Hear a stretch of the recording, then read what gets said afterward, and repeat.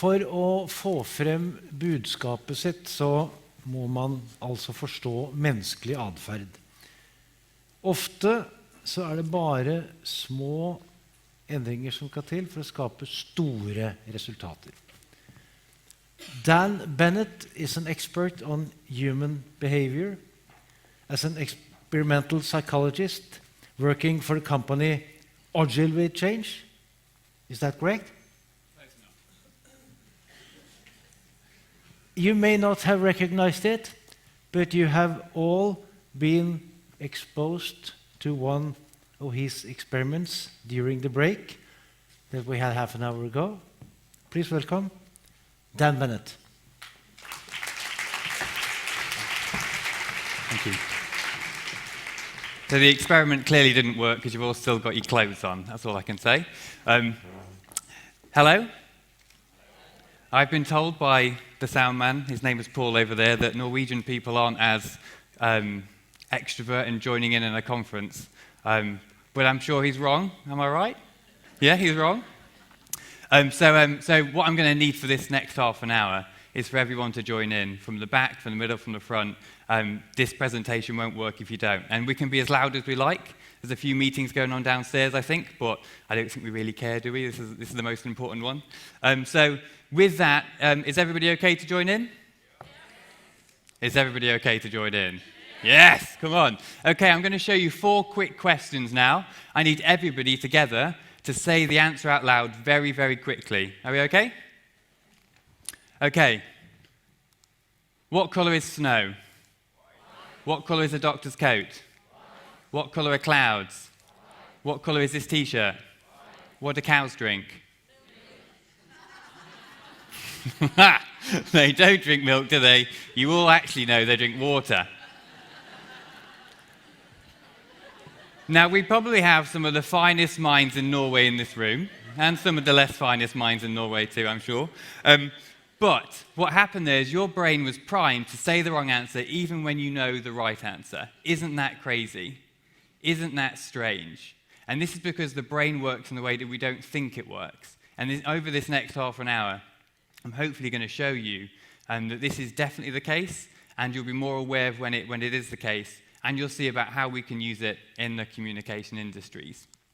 So I'm Dan Bennett. I'm a choice architect at Ogilvy Change. So Ogilvy and Mather and the communications group. Within there, we have a behavioral science practice, which essentially employs a range of psychologists to work on particular behavior change briefs. You can actually see this is a picture of my brain, just so you can believe that I'm from this world. And you know it is my brain because the giant nose that sticks out of the side there. There's also a giant hole in the middle there. We're not quite sure what it is, but hopefully it's okay. But you'll be able to make your own mind up by the end of the talk. We work with some of the world's leading brands, so we've been around for 4 years now. So over the past 20 to 30, maybe 40 years, the social sciences made such leaps in terms of what they know that we decided that it was no longer okay not to have psychologists and advertising agencies in the communications group. And we're kind of here now. And over the past 4 years, we've worked with, it's a very, very random job. So on one end of the spectrum, we're adding, changing tiny tweaks to websites for British Airways. And on the other end of the spectrum, we're in Chilean abattoirs, in pig factories, making sure that people wash their hands before they go in so the factories don't close down. So a lot of different briefs. And we've got some of that work to show you here today. To show you what we mean by, and the field actually calls this nudge. So some people are slightly uncomfortable with the term nudge, or most people would go with applied behavioral science now, I think. But this is an example of a nudge. So when I first joined Ogilvy, I knew that we had to show people that behavioral science worked rather than just tell them about it. So we basically laid out a free breakfast. So this is the Ogilvy London office. You walk in. This is just behind the reception. We offered people a healthy choice and an unhealthy choice. So we offered them fruit, so bananas, oranges, and apples, and we also offered them the high-sugar versions, chocolate muffins, blueberry muffins, that kind of thing. What do you think people go for when it's a free choice, healthy or unhealthy? Oh, Paul's right, isn't he? You don't want to join in. Unhealthy is what most people go for. So 81% of people given a free choice will go for the unhealthy choice, unless we do 4 small psychological tweaks. Here's what they are. We put the fruit in the middle because we know that people like to go for the middle choice. We also raised up the fruit just slightly by a couple of inches to make it easier to grab. We also separated out the bananas from the oranges from the apples because we know that it's what psychologists call cognitively effortful for the brain to rummage through. And the most important thing is we actually put a giant mirror behind the table. So when people walk in, they see themselves, they self-reflect, think about the long-term goals, and are more likely to pick the healthy option. And isn't that crazy that those 4 things can change your behavior? Nobody, when they walk away from that table, will have said, the reason why I now pick the fruit, and the results were flipped, so 19% were now going for the muffins. Nobody's going to tell you that the reason why they now pick the healthy option is because of any of those 4 things. They'll post-rationalize. They'll say things like, I'm part of an exercise regime, I'm trying to eat more healthier for my family. But it was actually those things that changed. Now, some of you might be guessing already that these look familiar. So you are being nudged. So this is the experiment that we ran about half an hour ago outside. Does it seem familiar? So we snuck into the kitchen. Actually, we arranged it with the kitchen. We went into the kitchen and we ran this experiment outside. So you'll have noticed we had one table, which was the unhealthy nudge. And you can see that the muffins were raised up there to make them easy for you to grab. And they were all nice on a nice wooden block, and they were all together, and they were at the front of the table. And also the fruit was on these kind of like silverish, dirty trays at the back, and all the fruit was jumbled in together. You'll see the healthy option here. You'll see that all the fruits are separated out, nicely cut up, and the muffins are all jumbled together in the middle, and you had to reach to get it. And we have your results, so we very, very, very quickly counted them up. On the healthy table, you ate twice as much fruit, and on the unhealthy table, you ate 78% more muffins. Isn't that crazy? One of the most interesting things, actually, I was walking around outside, and I think some of you thought I was a bit strange, peering over your shoulders to see what you had on your plate, just to make sure it was all working. And what most people do is they pick up the muffin first, and then they kind of get some fruit as well to balance it out, as if somehow that makes it okay, as if that makes it 0 calories. There's a really, really funny experiment, which is if I go to this side of the room and I show you a plate with a burger on it, and I ask you to guess how many calories are in there, you'll probably say about 450. But if we had a wall down the middle, walk to this side of the group, similar group, and add some salad onto the plate, and ask you to guess how many calories are now on the plate, you'll probably say about 350. So we have this halo effect. So we're really bad at making decisions. Things can influence our decisions, and I'll tell you about some of that now. The name of the talk is talking about how small changes can make a big difference. And this is a big concept to get our heads around. The fact that when we work in the industries that we do, and we work with big companies and with high budgets and lots of people on mailing lists and all those kind of things, and we're working with the masses, we often think that a big change needs a big intervention, a big expensive visual intervention to change. But actually what we're finding now is, and if you look back, what we will always have found, is that small things can make huge differences. So we talk about daring to be trivial, because in order to see that and experiment with some of these things yourself, you have to believe that small things can make a big difference. So we've done the fruit experiment, but also what's really important, and we do this all around the world, is we're going to show you now how your brain doesn't work in the way that you think it works. And to do that, everyone looks a bit nervous on the front row. It's all fine. There's no audience interaction. But if everybody has a pen and a paper, ready? If you don't, you can feel free to type them into your phones. I'm going to ask you 3 questions, 3 quite quick questions. And I'm going to go quite quickly for a reason. And all I need you to do is to write down the answers. And cover them from your neighbours too. You're all sat quite closely, so make sure there's no cheating going on. And then we'll find out which you get right. So is everybody ready? Fab. Okay, question number 1. A bat and a ball cost $1.10 in total. The bat costs $1 more than the ball. How much does the ball cost? Question number 2. On the screens now are a series of grey squares. One's marked A, one is marked B. Which is the lighter shade of grey, A or B? And then finally, count how many F's are in this sentence. Finished files are the result of years of scientific study combined with the experience of years. So that's finished files are the result of years of scientific study combined with the experience of years. Write down your answers. I'm now going to show you the answers. Please mark your own, and then we'll find out what people got. So question 1 was 10 cents. Question 2 was B. Question 3 was 3. Can we have hands up, please, for people that got 3 out of 3 correct? Congratulations. 2? 2, quite a lot of 2, so mainly 3s and 2s. 1s? Few 1s at the back, never mind. 0, and we've got 0 correct? Nobody that wants to admit. Oh, we got one guy in the front there. Congratulations, sir. Well, you are the winner. You are the winner. All of these answers are incorrect. Those questions are designed to nudge your brain to give these answers. I'm going to show you what the real answers are now. So if a bat and a ball costs $1.10 in total, the bat costs $1 more than the ball, how much does the ball cost? Now, every time I see this question, 10 cents, the automatic brain throws 10 cents out straight away. But it's 5 cents. If we take 10 cents, so the ball costs 10 cents, and the bat costs $1 more than the ball, so the bat has $1.10. $1.10 and 10 would make $1.20, but actually we're looking for $1.10, so it has to be 5 cents in this situation. This next one's unbelievable.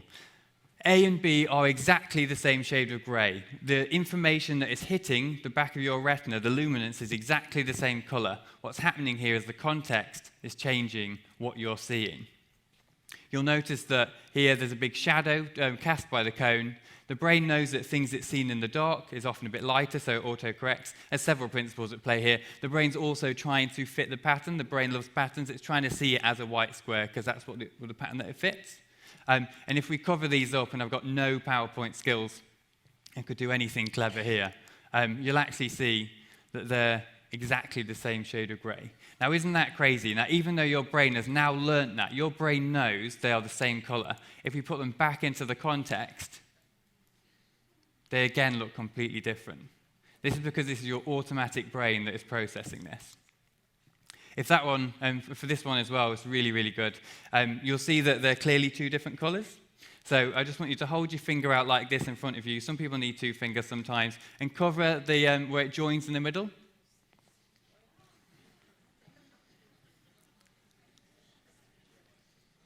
Isn't that crazy? It's always quite strange to be in a room with people sticking their 2 fingers up at you. But I'll take it quite politely.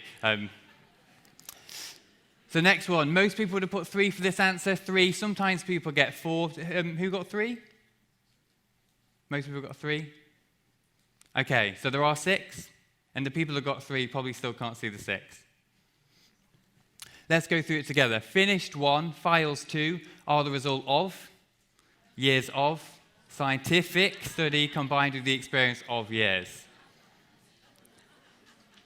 Now again, we have some of the finest minds in Norway here today, and yet we can't find 6 F's in the sentence. This works because you're all really good at speaking English. This works because you're processing this sentence very, very quickly. You know the rules of grammar. Your brain doesn't have to read every line. This is why we can read quickly. This is why we can skim read. Also, of is a V sound, V.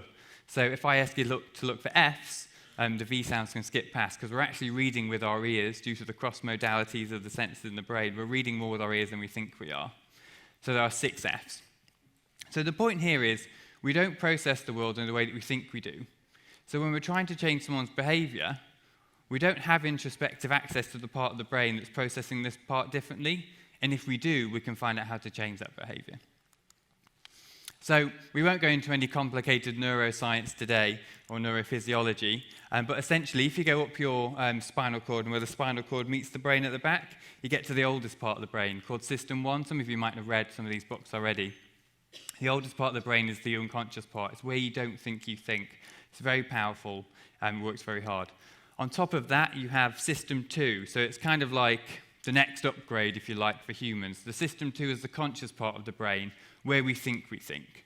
We've characterized these as Homer Simpson and Captain Spock. So Homer Simpson being the automatic part, Captain Spock being the reflective part. Homer Simpson is uncontrolled, effortless, emotional, fast and unconscious types of thinking, and Captain Spock is controlled, effortful, deductive, slow, and self-aware. So if we think of some examples, those of you that drive in the room, when you first learn to drive, of course, you're using Captain Spock. You have to think about where your foot goes and how your arms change and looking around. You have to think very, very consciously about those behaviors. Those of you that have driven for a long time now, you've probably driven home sometimes and not even realized anything that you've done. Getting a few nods, that's quite a scary situation, isn't it? Homer Simpson has been driving you home. And that's quite a scary thought too. We used to use Marge Simpson, but it didn't work quite well, because she's quite clever. And also, so if I say to you 5 times 2, you would say, it is 10, don't worry. That's the end of the quiz. So for that was uncontrolled, effortless, emotional, fast and unconscious, very, very quick. It just came to you. You didn't even have to think about it. Whether 17 times 24 would be a Captain Spock, and I'm not going to ask anybody to do it, but that would be very, very slow, considered thinking. So when we know about these types of thoughts, we know that the physiologically different parts, the system 1, system 2 is a concept as well as it's a biological determination. But there are two types of thinking that we do, and we need to separate them out when we're thinking about communication, essentially. If you had to have a guess, how many decisions every single day does Homer Simpson make versus Captain Spock, what would we say? So we do hands for 50-50? 60-40 to Homer? 70-30 to Homer? Or a few? 80-20 to Homer? A few more? 90-10 to Homer? 100% Homer? So that means the rest of you must be thinking it's more Captain Spock, is that right? Or confused, or I'm facing the wrong way, or in the wrong room. It is debated, but psychologists say that about 90 to 95% of decisions every single day are made by Homer Simpson, predominantly. That's quite a scary thought. And that's why we need to be aware of these things, because Homer Simpson's making a lot of decisions that if we try and change a behavior in a rational way, we could be failing to speak to him.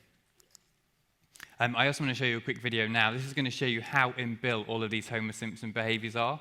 So there's an experiment here. There's 2 monkeys in a cage. Monkeys prefer grapes over cucumber. There's going to be a monkey on the left that gets grapes and a monkey on the right that gets cucumber. The one on the left is the monkey who gets cucumber. The one on the right is the one who gets grapes. The one who gets cucumber, note that the first piece of cucumber is perfectly fine. The first piece she eats.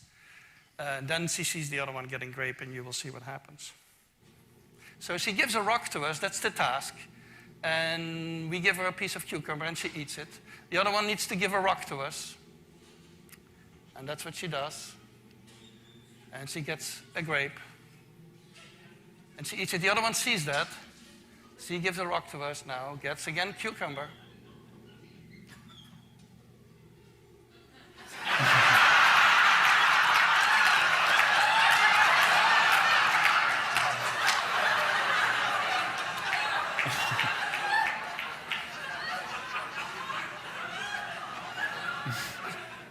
She tests the rock now against the wall. She needs to give it to us. And she gets cucumber again.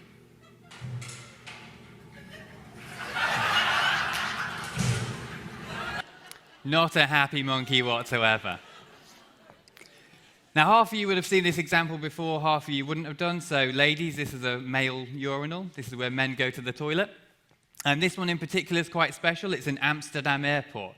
So, context about male in airports, they're usually drunk and or bored, which means that instead of weeing in there, they're probably weeing more on the floor. It's quite disgusting, it's just what happens. And that's a problem because you have to pay more in cleaning products and you have to pay people more frequently to go in and clean the toilets. Now, what you can do, and what they did do to reduce this problem, is you could put a sign above the toilet, just a rational message, a Captain Spock message that just says, men, if you can just concentrate for these 30 seconds, we can afford to do leather seats or faster Wi-Fi. And that doesn't work because Homer Simpson's drunk and bored. So what you can do, and what they did do, is they spoke more to Homer Simpson and they etched a small fly onto the urinal. So because men have a subconscious desire to aim at all times, you get an 80% more efficient toilet. And you can actually buy these stickers on Amazon if anybody has a problem at your workplaces or home. And that's an 80% more efficient toilet, as I said, at no extra cost. So really, really small things can make a big change in behavior. This is what we call writing software for System 1, going straight for the behavior change, not changing the attitude to change the behavior, changing the behavior to change the attitude. You can do this kind of work in lots of different places. We're going to play a quick game now called Spot the Difference. You've all played before. I'm going to show you menu A for 10 seconds. I want you to study it as hard as you can. I think there's another screen there so people at the back can see it. And then I want you to, the screen's going to go black, and then I'm going to show you menu B, and I want the first person to, and there are prizes, the first person to shout out the correct answer about what the difference is will win a little red book. Okay? So here's menu A, 10 seconds.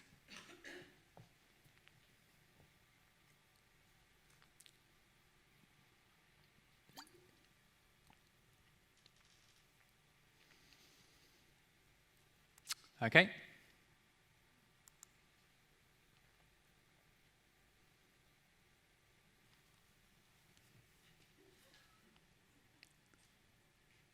Anybody got it? Sorry? No. Picture's the same? No. I keep the buck then. It's the pound signs have been removed. The currency symbols have been removed. So you'll see menu A, pound signs next to every single price, and on menu B, they've all been removed, and no one's confused about what currency you're paying in this situation. Now, there is a physical pain of paying. So if I was to put one of you into a brain scanner, into an fMRI scanner, and we played a game where you physically lost money, and you lost your own money, the same part of the brain that would light up would be the same part of the brain that feels physical pain. So there's a physical pain of paying. If you take away those primes, people don't feel that as much, and they're more happier to buy, to indulge in the drink. There are several other things. So in this situation, I was working with Perrier within bars across Paris and London. The fallacy of exhaustive hypotheses. So this is a fancy word for defaults, essentially. So if if a waiter comes over to you and says, "Would you like some water for the table?" Your options are yes and no, and you feel like you can say them quite equally. If the waiter comes over to you and says, "Would you like still or sparkling?" then no's gone off the table, and you've got a choice within the two yeses, so you're more likely to go for the water. We changed it to still or Perrier. In fact, sales of Perrier goes up even higher just by the language default. So the things that people say, even just changing a few words, fundamentally changes the behavior. And it's something we need, and obviously everyone in this room understands that, but it's something we all need to understand a little bit more, I think, that it is one or two words that make a difference, not just a general strategy. And when we do experiments, and we do them very rigorously, and in Paris we doubled sales of Perrier, in London we tripled sales of Perrier. And for the stats nerds in the room, we got a very good P-score here of 0.02, which is very strong. And then finally, I want to show you a case study on happiness, essentially. So there's a really amazing TED Talk, which you should all watch, from a lady called Professor Amy Cuddy at Harvard. And she talks a lot about embodied cognition. So she talks about that not just that brain affects how the body works, it does, but also the body affects how the brain works. So if you want to feel more confident, you should stand up really, really tall, because that tells the brain that you think you're powerful, and then you will feel more powerful. We always think that the attitude affects the behavior, but actually it can be the behavior that affects the attitude. In this situation, we worked with happiness. Now, you always think that when you're happy, you smile. But actually, it can be that if you smile, you feel happier. It works the other way around too. So it'd be really great if everybody has a pen in the room, I think you all have one in front of you, to just bite it in the teeth here. Get it really, really far back there, as far as it can go, sideways. Sorry. And everyone's feeling happier? You can stop now, that's enough. Some people in the front row are dribbling a little bit. So by smiling, you can feel happier, and that's an actual technique that was measured in a psychological experiment with real happiness surveys at the end that have been validated by the field to actually make you feel happier. So when we work with different companies, we've used some of these principles to try and make people happier. At Ogilvy Change, our team of behavioural scientists are at their happiest when they are out in the field conducting experiments. So what would be better than conducting an experiment on how to make people happier? Using a behavioural principle called the facial feedback hypothesis and a 3D printer, we created the happiness bottle top, an attachment that makes you smile while you drink. Some clever psychologists have proved that simply smiling more can make your brain become happier. To test whether these special bottle tops could have this effect, we hosted 2 Coke picnics. One had the happiness bottle tops and the other didn't. When brain happiness levels were tested, the experimental group were 25% happier than before the picnic, while the control group were only 3% happier. So it seems smiles can make you happy. We decided to do a second experiment, targeting the home of frowns, the workplace. This confused the team, who naturally couldn't imagine ever being unhappy at work. We made an app that snapped a photo using your webcam every 30 minutes. Volunteers were asked to smile for the camera, while our control group kept a neutral face, just to be sure that the novelty didn't affect our results. We measured the smiling participants' expressions using some cool facial coding software, which measures scientifically how happy people were. It turns out smiling at your computer does indeed make your brain happier, with the smiling group experiencing a 9% increase in happiness by the end of the day. The problem of too much time spent in front of a screen at work, in the end, became the solution. These simple experiments show that if you want to make people happier, you can't simply tell them to be happier. They need to do happier. Our choice architects understand we need to change what people do and not how they think, to make people happy and choose happiness.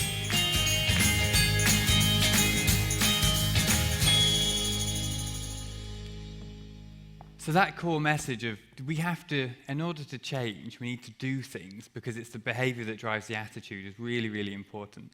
If anybody's in London before Christmas, I'm not getting paid to say this, just so you know, there's an art gallery that's hosting Ai Weiwei, which is a Chinese political artist, and he's very engaged in social media, really, really interesting. What he does is gets people to do things. He doesn't just shout at them on social media and try and change their attitude, because attitude doesn't always change behaviour. He gets them to do things. So earthquake happens, he gets a list of people that were involved in it and people that suffered from the earthquake, and he gets his followers on Facebook and Instagram to send in audio clips of them saying the victims' names, and then he compiles them all together. It's a really hard-hitting piece.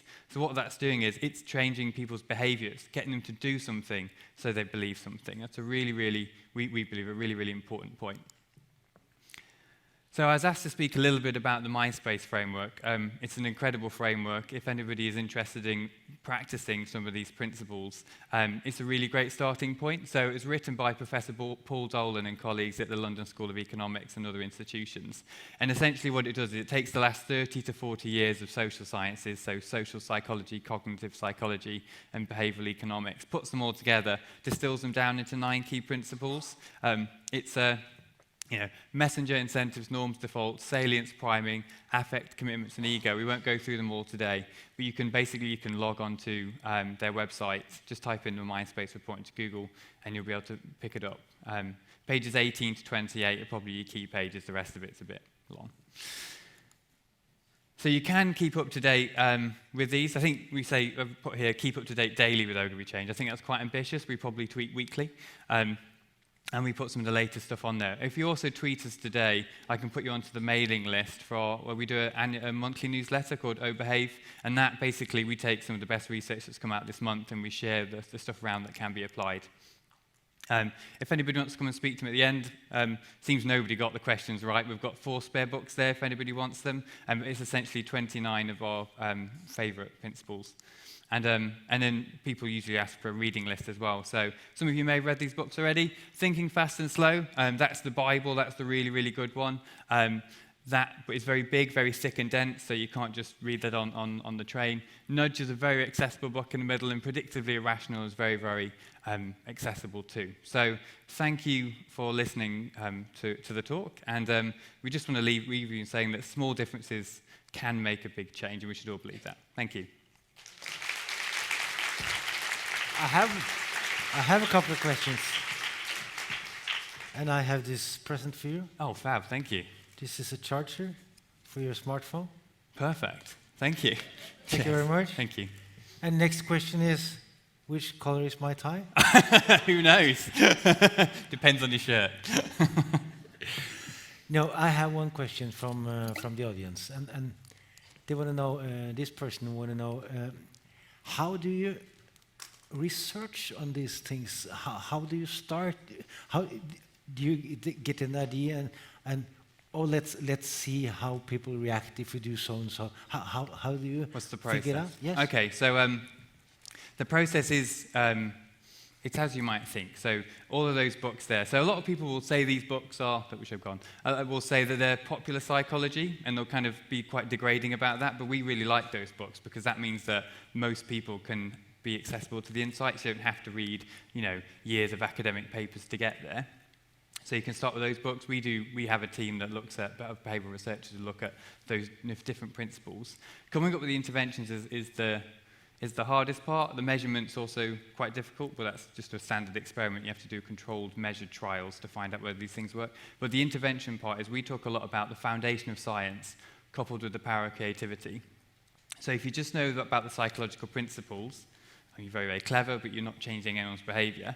If you just have the creative angle, then that's very, very powerful, and intuition gets you a long way. But we believe by coupling both the foundation of science and the power of creativity together, you can actually make some really, really good interventions. So we don't think a psychologist would have come up with the happiness bottle top, but they would have known about the principle, and a creative would have known how to execute something really, really well, but might not know about the principle. So our practice is trying to create a bridge between those two worlds. But there must be some moral aspects, because you have shown us here that you can actually manipulate. I think it's a tool, and I think it's best practice communications, really. I think the rules that apply to communications apply to this. I don't think it's that different personally. I think it's a tool, and you can use a tool for good or bad. And we have an ethical code, so we won't work on any products or services which would do any harm through normal use.